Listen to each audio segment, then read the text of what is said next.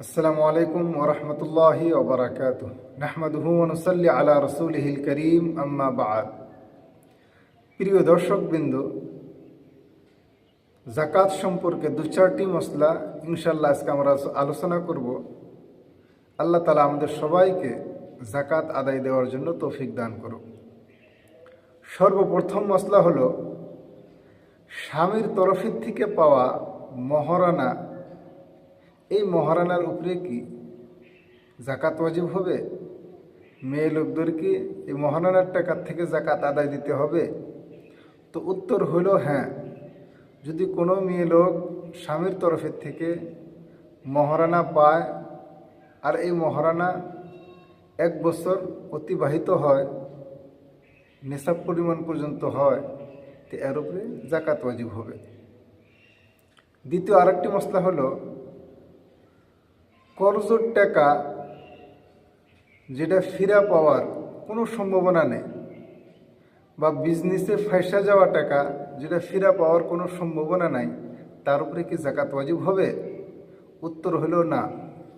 যে টাকাটা ফিরা পাওয়ার কোনো সম্ভাবনা নাই সেই টাকার উপরে যাকাত ওয়াজিব হবে না।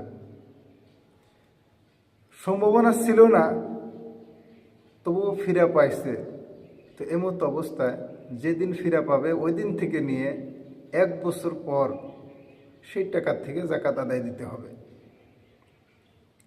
তৃতীয় আরেকটি মসলা হলো যদি কোনো ব্যক্তির কোনো সম্পত্তি হারায়া যায় বা কেউ জবরদস্তি তার কাছ থেকে ছিনে নিয়ে যায়, তার টাকা চুরি হোক বা ডাকাতি হোক, ডাকাতি হওয়া টাকা বা চুরি হওয়া টাকার উপরে যাকাত ওয়াজিব হয় না। কিন্তু এই ডাকাতি হওয়া বা চুরি হওয়া টাকা যদি সে ফিরা পায়, ওই ফিরা পাওয়ার টাকার থেকে তাকে যাকাত আদায় দিতে হবে, কিন্তু ফিরে পাওয়ার 1 বছর পরে, অর্থাৎ 1 বছর অতিবাহিত হওয়ার বাদে। চতুর্থ আরেকটি মসলা হলো যে কোনো ব্যক্তি যদি তার নিজের কোনো সম্পত্তি অন্য কারো কাছে গিরবি রাখে, তো গিরবি রাখা সম্পত্তি থেকে যাকাত কে দিবে?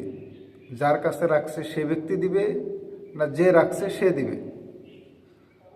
উদাহরণস্বরূপ আমরা বুঝি যে আমার 1 লাখ টাকার প্রয়োজন আছিল, আমার কাছে টাকা নাই, তো আমি একটা সোনার কোনো হার বা অন্য কোনো কিমতি বস্তু, দামি বস্তু, যে বস্তুর উপরে যাকাত ওয়াজিব হয়, এরকম ধরনের কোনো বস্তু আরেকজনের কাছে রাখছি যে 1 লাখ টাকা আমাকে দাও, যেদিন আমি আমার টাকা ফেরত দেব সেদিন তুমি আবার আমাকে হারটা দিয়ে দেবে।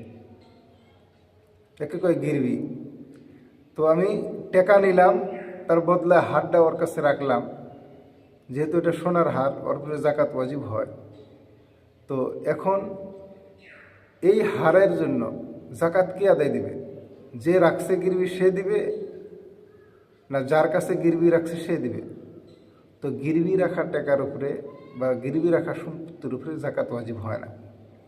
তো আল্লাহ তাআলা আমাদেরকে এই কয়েকটি মসলা খেয়াল রেখে যাকাত আদায় করার জন্য তৌফিক দান করুক। ওয়া আখিরু দাওয়ানা আলহামদুলিল্লাহি রাব্বিল আলামিন।